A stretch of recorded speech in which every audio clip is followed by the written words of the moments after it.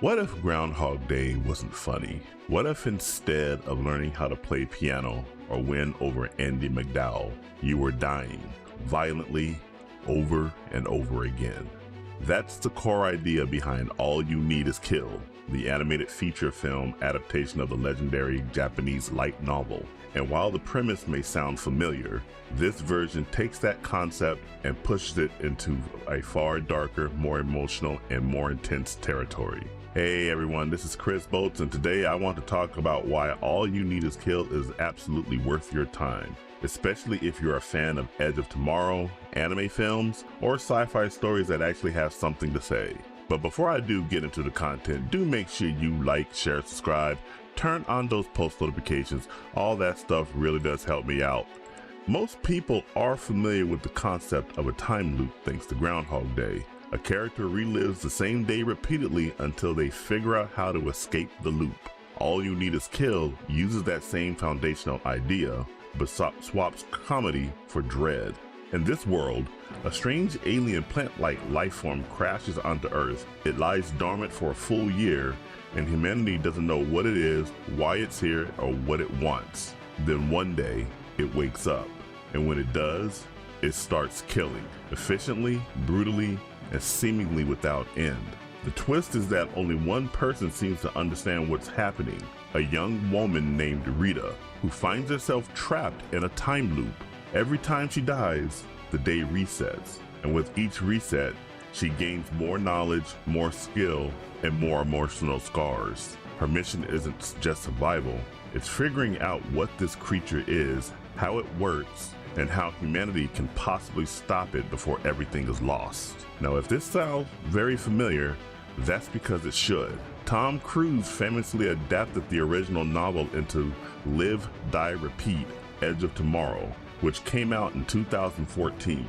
And while that movie is excellent in its own right, watching All You Need Is Kill becomes a fascinating experience if you've already seen the Hollywood version. As I was watching this animated film, I found myself constantly noticing similarities and differences between the two films. The structure, the looping mechanics, the emotional beats are recognizable, but the tone, character focus, and thematic weight often go in very different directions. I'm intentionally not going to spoil or point out specific changes here because honestly, that's part of the fun.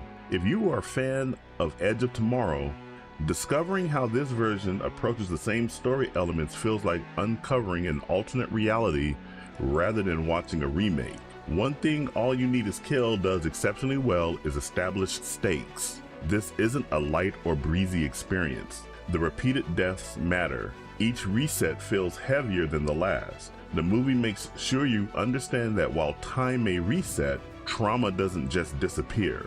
There's a constant sense of inevitability, like every victory is temporary and every mistake is permanent, even if the clock rewinds. The alien threat feels genuinely overwhelming, and humanity's struggle against it never feels guaranteed. That sense of desperation is baked into every frame of the film, and emotionally, the story hits harder than you might expect. Now, this film lives and dies, sometimes literally, by its characters. Rita isn't just a cool action protagonist. She's burdened, isolated, and shaped by the knowledge that no one else remembers what she remembers. She has a traumatized childhood with her mother, which figures greatly into the story as well. Every loop distances her further from normal human connection.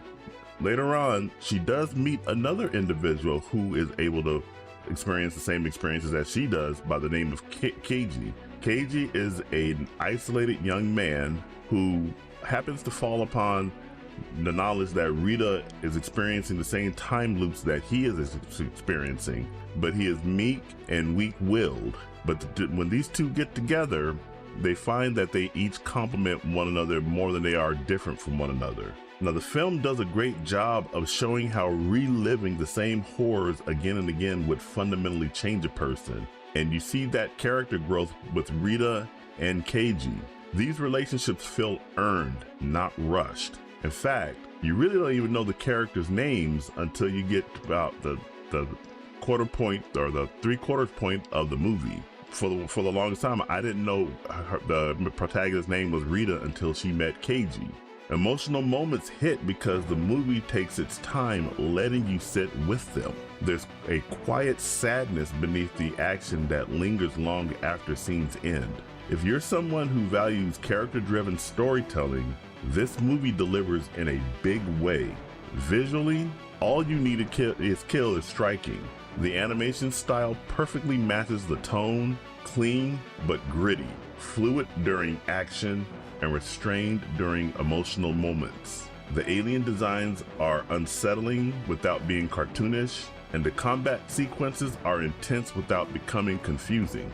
There's a real sense of scale in the battles, but the movie never forgets to ground everything in the personal cost of the war. The sound design and score also deserve credit for reinforcing the tension. Silence is used just as effectively as explosive noise, which adds to the emotional weight of the story. At its core, All You Need Is Kill isn't just about fighting aliens or escaping a time loop. It's about persistence, it's about sacrifice, and it's about what repeated failure does to the human spirit. And the movie asks a simple but powerful question. How many times can someone die for the same cause before it breaks them? And more importantly, what makes continuing to fight worth it? Those themes are handled with surprisingly maturity, especially for an animated feature. If you're a fan of Edge of Tomorrow, you owe it to yourself to watch All You Need Is Kill. If you're a fan of great anime films, emotionally rich sci-fi, or stories with strong characters and real consequences, this movie should absolutely be on your list. It's tense, emotional, beautifully animated, and deeply human, even when dealing with something completely inhuman. For me, this is an easy recommendation. All You Need Is Kill gets a 9 out of 10 from me. Have you guys already seen All You Need Is Kill? What did you guys think about it? Jump down in the comments and let me know what you think. And make sure you like, share, subscribe, turn on those post notifications. All that stuff really does help me out. And remember, this is Chris Boats signing off, and I will catch you in the next video. Take it easy.